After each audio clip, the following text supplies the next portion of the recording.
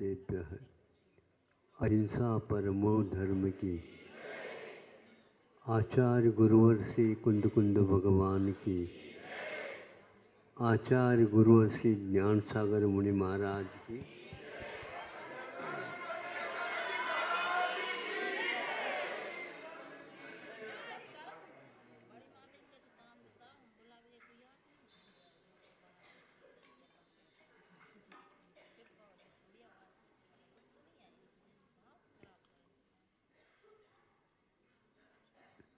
चिकित्सा के क्षेत्र में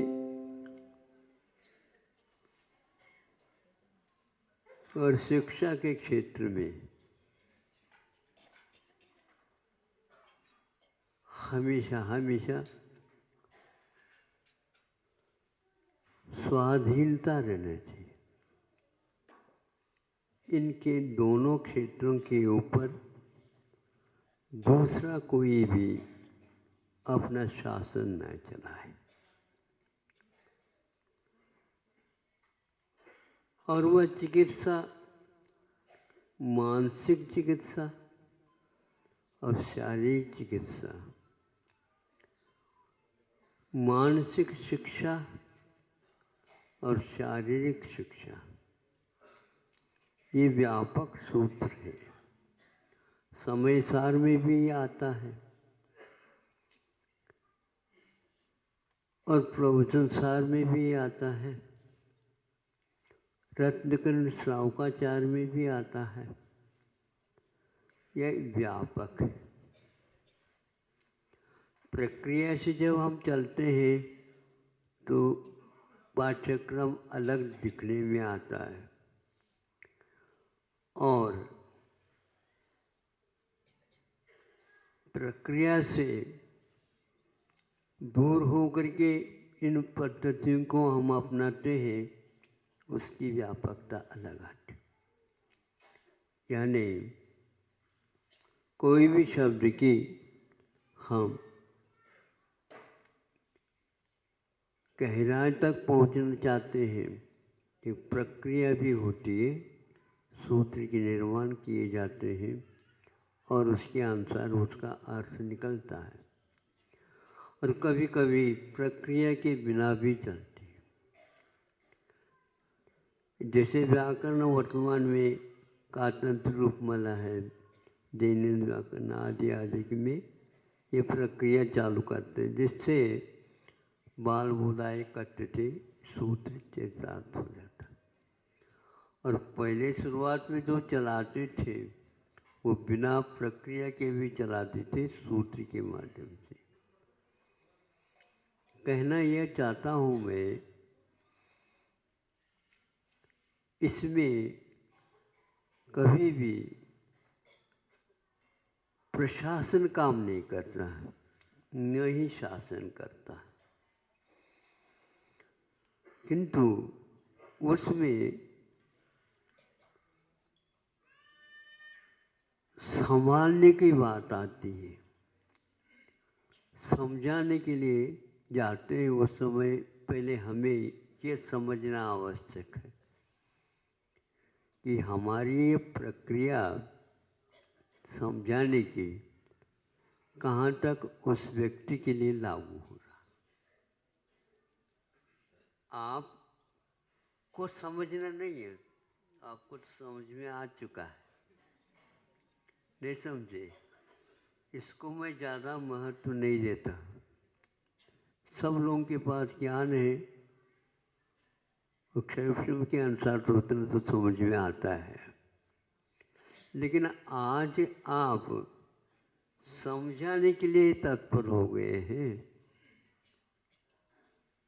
आपने जो वर्षों में समझा और आज छोटे बच्चों को समझाने के लिए आप तैयार होइए। आपको तो इतना काल लगा है समझने में, अब समझाने में अब समझते हैं यूं समझा दूंगा, ऐसा नहीं। बच्चों के हृदय तक पहुंचना है,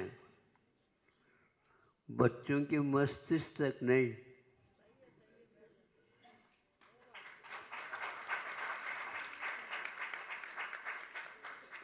बच्चा समझा क्या नहीं समझा ये आपको समझना है। अब अपनी समझ मत बताओ, किंतु आपकी समझदारी तब सार्थक है जब आप बच्चे के हृदय तक पहुंच जाते हैं, वहाँ गुनगुनाते हैं और वह उसको पकड़ लेता है। अब सोचिए, इतनी अल्प उम्र में और अल्प बुद्धि के द्वारा आप जो समझा रहे हैं उसको उसने समझ लिया, और आप ये नहीं समझ पा रहे हैं बच्चे ने समझ लिया है क्या नहीं समझ लिया, समझ लिया है क्या नहीं समझ लिया। इसके लिए बहुत धैर्य की आवश्यकता है महाराज। इसके लिए धैर्य की बड़ी आवश्यकता है, तभी आप समझदार कहलाएंगे। वक्ता की विशेषता यही है कि वह इस ढंग से सामने वाले के सामने प्रस्तुत करें जो आपके समझ को वह समझ सके, नहीं तो आप कोई वक्ता है ही नहीं। अन्यथा ने ले व्यंग्यकार प्राय करके इसको ऐसे बोलते हैं, वक्ता नहीं वो बकता है।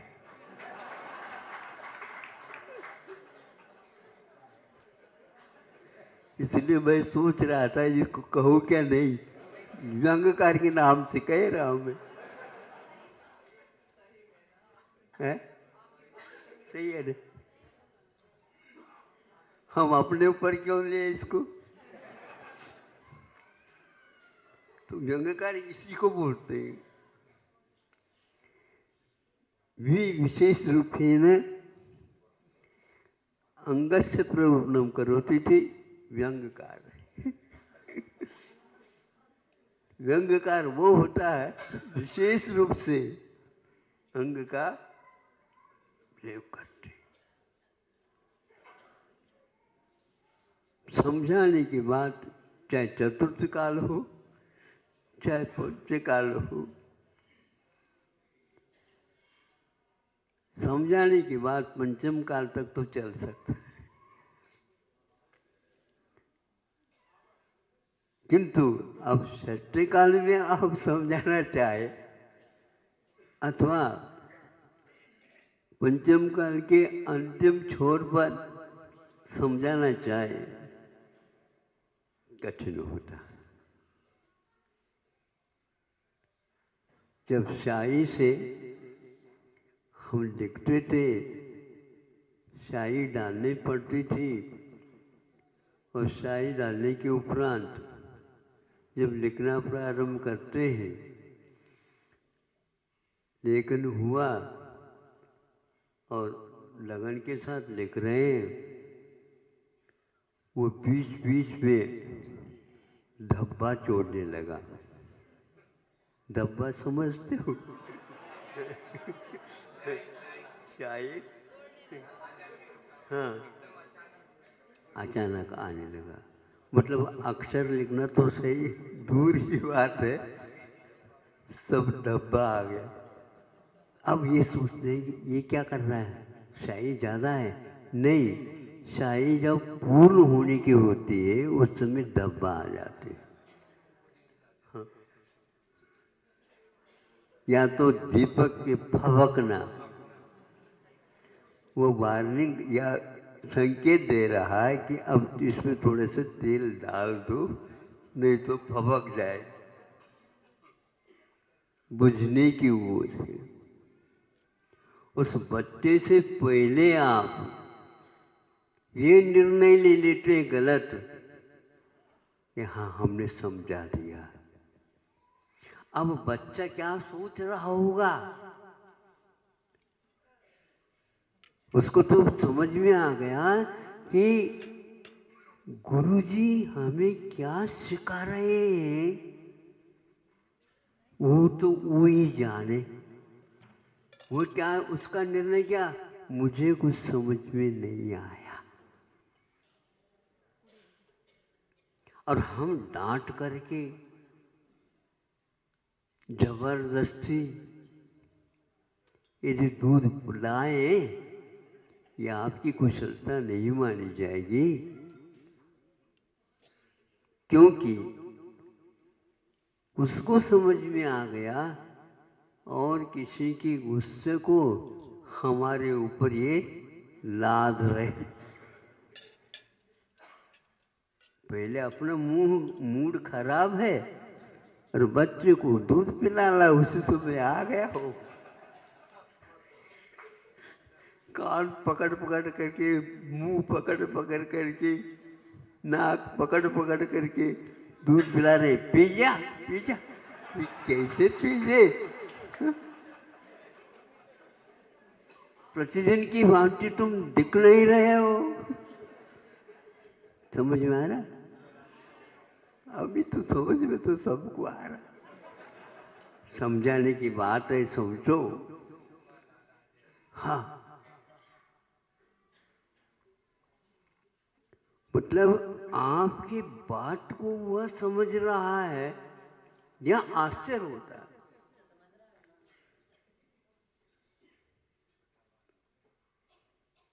इतनी दशा में मैं क्या करता था?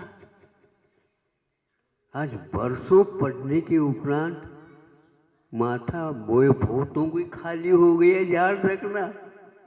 समझाते समझाते अभी भी समझ में नहीं आ रहा है, तो वो बच्चा बहुत अच्छा है। सही बोलता है वो। क्यों बेटा, समझ में आ गया? आपको तो समझ में आया है गुरुजी, लेकिन मुझे समझ में नहीं आ रहा है।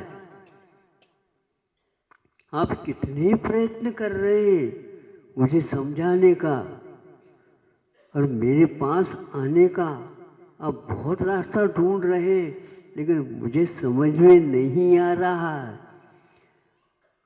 ऐसा कहता, आप तो समझा रहे हैं, लेकिन मुझे समझ में नहीं आ रहा। सही पकड़ लिया उसने। अब गुरुजी कहते हैं, बेटा तुम तो बहुत समझदार हो, मैं समझा नहीं पा रहा हूं। ये जब समझ में आ जाता है, इसमें कुछ हो सकता है। अब इसको बोलते हैं गुरु कृपा। इसको बोलते हैं बीच में एक प्रकार से वह बुद्धि आती है समझाने वाले के पास, हे भगवान मैं इस कार्य में किसी भी प्रकार से सफल हूं, ताकि मुझे जैसे मिला है गुट्टी में, इसी प्रकार इसको भी मिल जाए। इसके लिए हमेशा हमेशा मानसिक शिक्षा और मानसिक चिकित्सा दोनों की बड़ी आवश्यकता है। लात मारेगा रोगी, और क्या मारेगा? क्योंकि आपने हाथ बांध लिए, तो हाथ तो उसके चल नहीं पाएंगे। अब लात मारेगा, और उनको भी आप बांध दोगे तो हम क्या करेगा? बचेगा वो। मुंह बंद कर दोगे, अब क्या करेगा वो? सभी बंद हो गए। देखिए, आंखों के माध्यम से वह रोज चिल्ला करके आपको समझा रहा है। इस प्रकार जबरदस्ती आप करोगे कैसे हो सकता? सब जगह जबरदस्ती चल सकता है, चलाना चाहे तो, लेकिन भावों का आदान प्रदान जबरदस्ती नहीं हो सकता।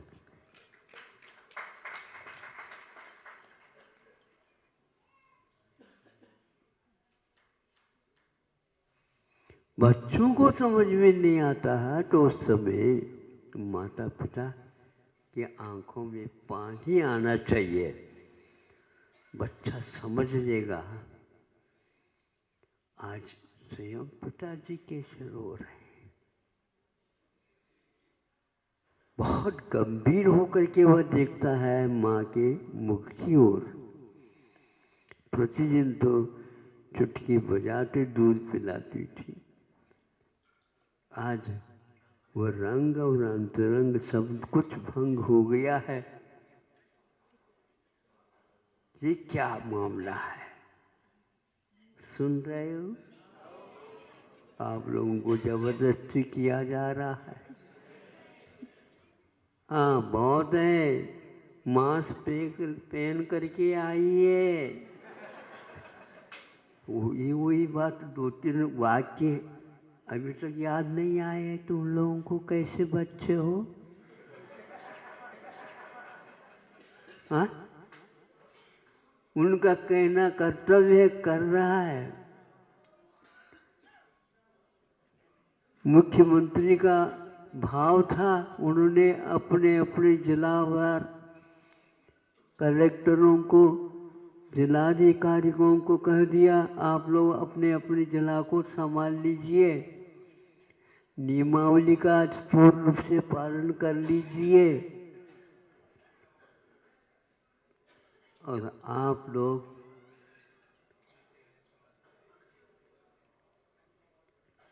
वो बैल हैं जो खलियान में, नहीं समझे, मना करने के बाद जो मुंह मार रहे हैं।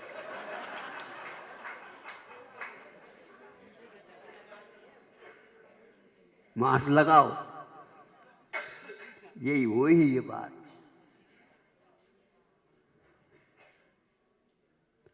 दूर से दर्शन करो, दूर से तो आए हैं।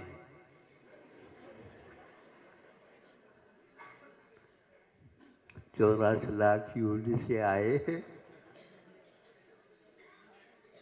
वही कितनी बार उसी का सेवन कितनी बार। इसलिए आचार्य संतों ने ये कहा, समझ में आ जाए। जिस प्रकार आप लोग वमन का पुनः भक्षण करना उचित नहीं समझते, उल्टी हो जाती है, उसी प्रकार जो उल्टी आपने कर दी उसको उल्टी नहीं कर सकते। जिसका त्याग आपने श्रद्धान पूर्वक किया है उसको कैसे लेते? जबरदस्ती धार्मिक क्षेत्र में नहीं हो सकता, चिकित्सा के क्षेत्र में भी संभव नहीं।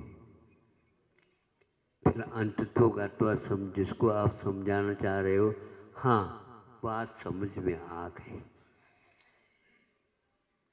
क्या आ गई समझ में?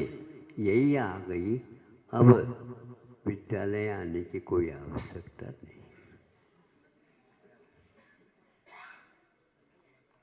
हाँ, विद्यालय आने की कोई आवश्यकता नहीं। अब आप समझ लो, जब विद्यार्थी यदि नहीं आएंगे तो आप शिक्षक कहाँ रहेंगे? आप ये बताओ।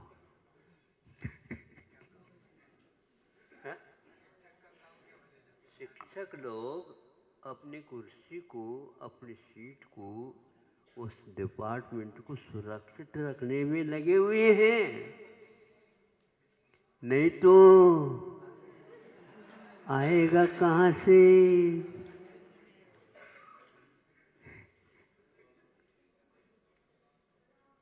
ये स्थिति है तो फिर क्या करो? नंबर दे दो।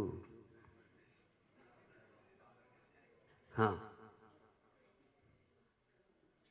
सब ए ग्रेड।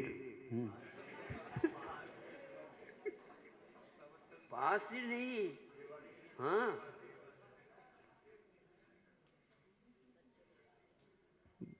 उन बच्चों को कभी भी उससे खुशी नहीं होती जो योग्यता के बिना भी यदि नंबर मिला है मुझे इससे संतुष्टि नहीं होती है। ऐसा ही कुछ शिक्षा तो धार्मिक शिक्षा भी हुआ करती है। दर्शनात्, चरणात्, ज्ञानात् यः स्खलन्ति। दर्शन, ज्ञान, चारित्र्य भी स्खलित हो सकते होते हैं, तो पूर्व स्थिति पर लाने के लिए वहाँ समझदार,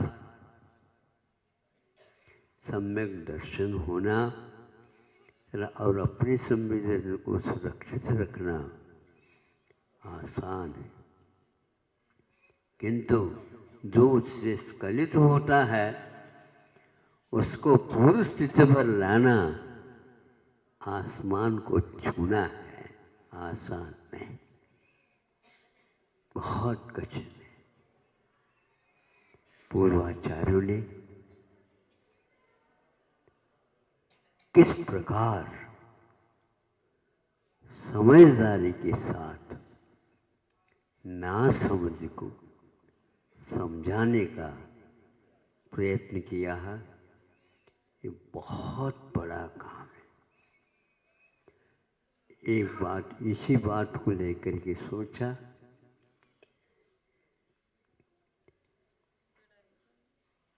गुणी बनाना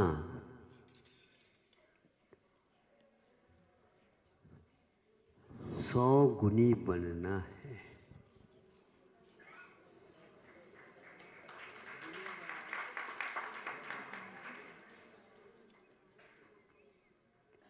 गुणी बनाना 100 गुणी स्वयं को बनना है, तब कहीं जाकर के एक को हम गुणी बना सकते हैं।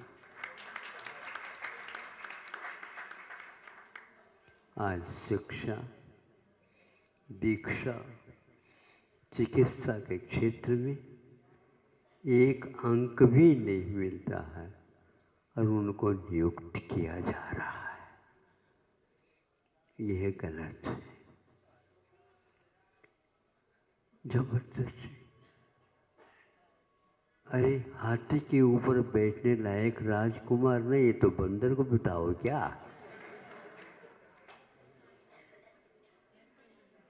हाँ, हाथी भी समझता होगा इसको क्यों बिठाया गया। बिठाया नहीं गया, उछल कूद करके गया वहां तक। इसलिए ज्यादा तो कहना उचित नहीं, क्योंकि आप लोग समझदार हैं, किंतु अब समझने को बांटना है, बांटना है।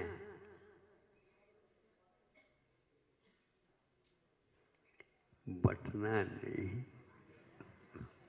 बांटना है। बहुत कठिन होता। बहुत कठिन होता। इसलिए शिक्षा नीति 70 वर्ष के बाद में भी परिवर्तित कराई जा रही है। बार बार सोचना पड़ता है, जब 70 साल में शिक्षा नीति परिवर्तित नहीं हो पाई, क्यों ऐसा हो रहा? ये एकमात्र हम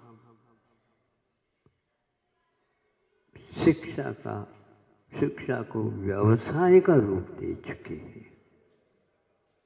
आज व्यवसाय का रूप देते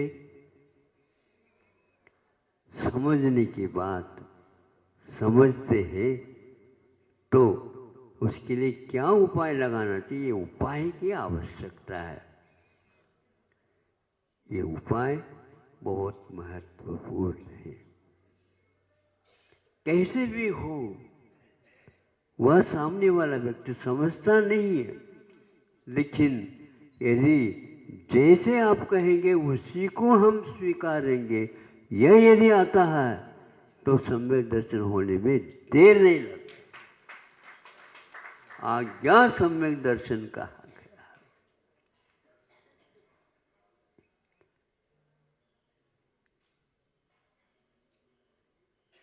सोचने की बात ही नहीं है आज्ञा को मानने के लिए।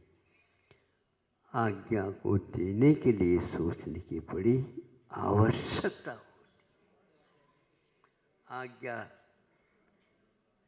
पालन करना और आज्ञा को देना, इन दोनों में बहुत अंतर है। कठिनतम है आज्ञा का देना और आज्ञा स्वीकार करना। गुरु नियोगात, यह अपने आप में बहुत महत्वपूर्ण सूत्र है। गुरु आज्ञा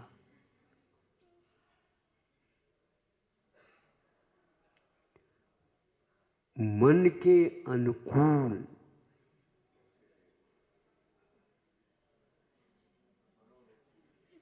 मनोनुकूल आज्ञा दूं तो कैसे दूं? मनोनुकूल आज्ञा दूं तो कैसे दूं? विधि से बंधा हूं। कैसे दूं? विधि से बंधा हूं, न्याय से बंधा हूं। आपके अनुकूल में आज्ञा दूं, ये गलत। मैं अपने मन के अनुकूल है वह आज्ञा दूं तो कैसे दूं? विधि से बंधा हूं।